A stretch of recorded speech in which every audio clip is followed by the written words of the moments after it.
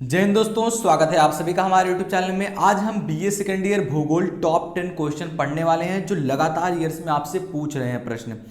तो 10 क्वेश्चन, सारे क्वेश्चन आएंगे एग्जाम में। अगर नहीं भी आते हैं जो क्वेश्चन, उस क्वेश्चन से रिलेटेड क्वेश्चन तो बनाए जाएंगे। तो यानी कि पूरे किताब का निचोड़ है मेरे पास, 10 प्रश्नों में ये पिरोया हुआ है। तो आप अगर ये पूरी वीडियो देखते हैं तो इसका जरूर क्वेश्चन पा जाएंगे और आप एक एक क्वेश्चन मिलाकर अपनी किताब से या फिर जिससे आप तैयारी कर रहे हैं उससे अगर ये क्वेश्चन मिलाएंगे और उत्तर याद करेंगे तो आपको पूरा एग्जाम में नंबर मिलने वाला है।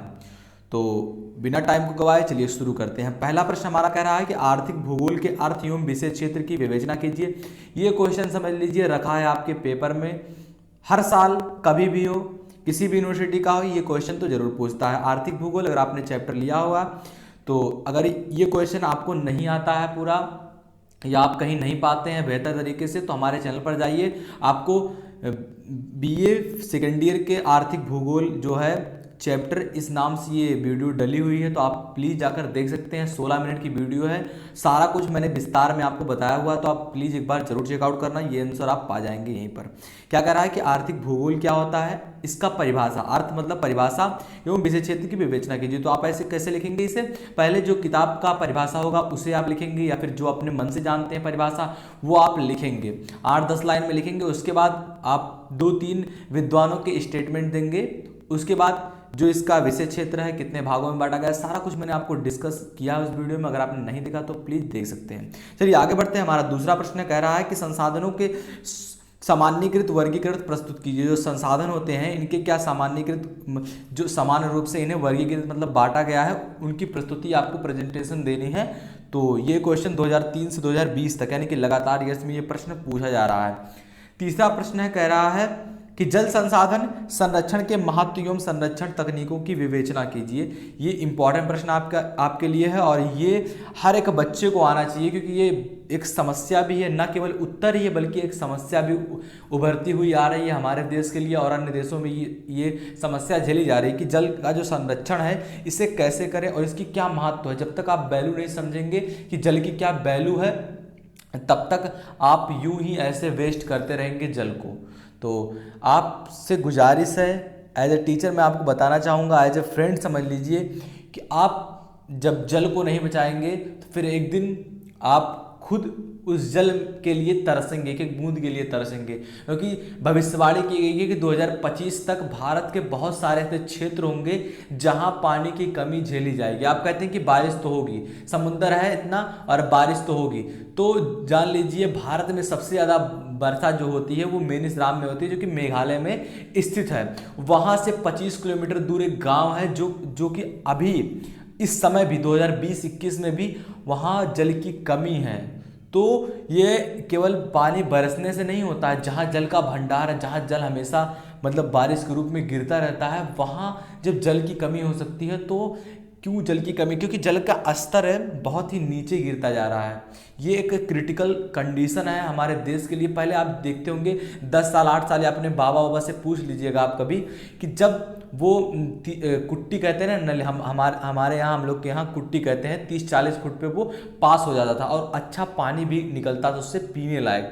लेकिन आज क्या हो रहा है, 130 फुट 140 फुट पानी नहीं मिल रहा है, 150 फुट। क्यों? क्योंकि जल का स्तर नीचे चला गया है। तो आप लोगों से रिक्वेस्ट है कि आप लोग जल का संरक्षण करें, ताकि इतना सब, ये इसका उत्तर ही तो मैं बता रहा हूँ आपको। ये व्यर्थ लग रहा होगा लेकिन ये इसका उत्तर है कि संरक्षण, इसके क्या महत्व है और इसकी क्या विवेचना है, आपको पूरा लिखना है। तकनीक, इसके संरक्षण बचाने के क्या तकनीक हो सकते हैं।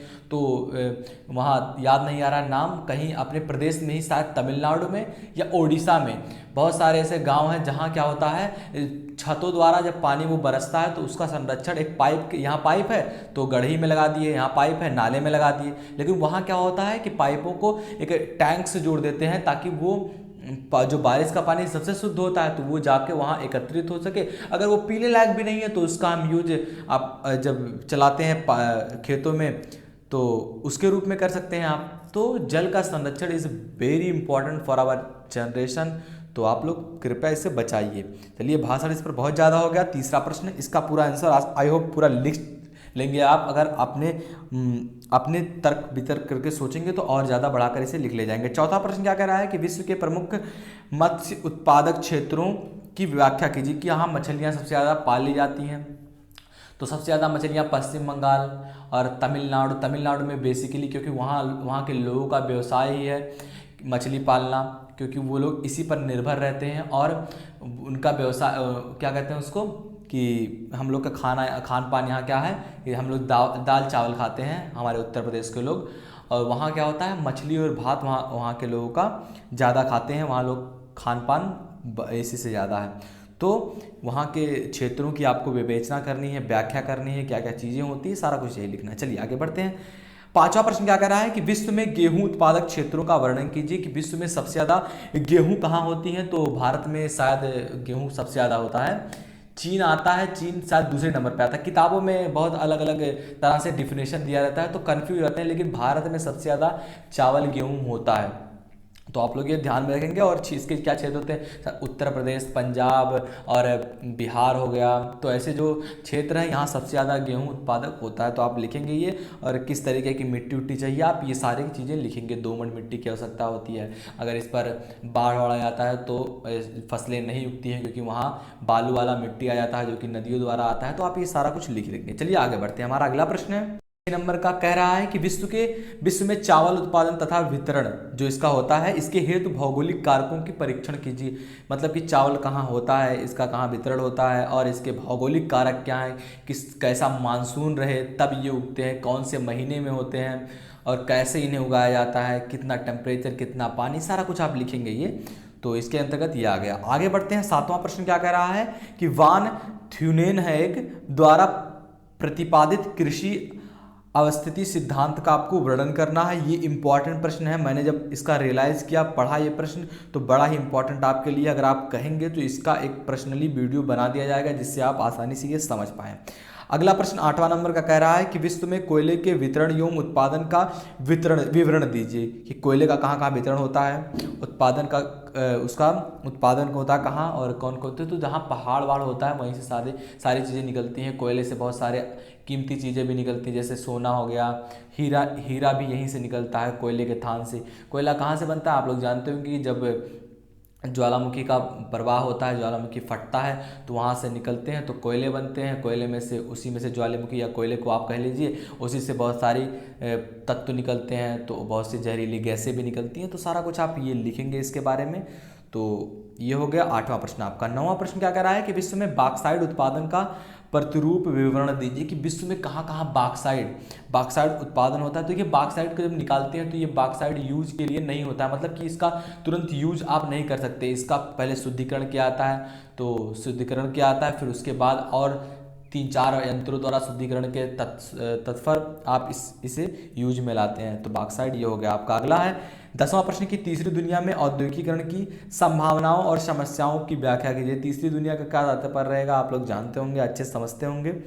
तो आप लोग को ये बताना, ये इंपॉर्टेंट क्वेश्चन बताना कि है कि नहीं। अगर ये प्रश्न इंपॉर्टेंट नहीं होता तो ये लगातार ईयर्स में नहीं पूछता सवाल ये क्वेश्चन, और इसमें कुछ नए क्वेश्चन भी शामिल हुए हैं। तो आशा करता हूँ आपको ये वीडियो पसंद आए होगी। अगर वीडियो पसंद आया तो लाइक करना। और हाँ, एक इसमें से सबसे इम्पॉर्टेंट मुझे ये क्वेश्चन लगा तीसरा वाला, जो हमारे जनरेशन के लिए मोस्ट इम्पॉर्टेंट टिप्पणी होगी। तो आप लोगों से ये रिक्वेस्ट है कि आप लोग इस वीडियो को ज़्यादा से ज़्यादा लोगों तक पहुँचाइए।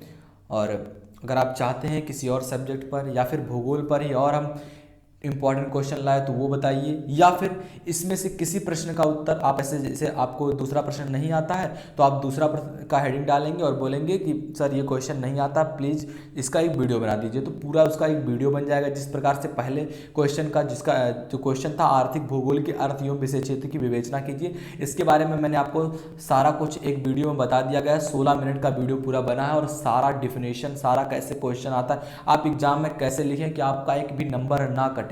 तो प्लीज़ एक बार जरूर कमेंट कीजिए। ऐसी वीडियोज आपको मिलती रहेंगी भविष्य में। अपने दोस्तों के पास शेयर कीजिए। आप हमारी मदद कीजिए, हम आपका मदद करते रहेंगे। आप हमारी मदद नहीं करेंगे फिर भी मैं आपका मदद करता रहूँगा। तो आप लोगों की रिस्पॉन्सिबिलिटी है कि मेरी मदद करें। तो मिलते हैं आपसे अगली वीडियो में, तब तक के लिए जय हिंद, जय भारत।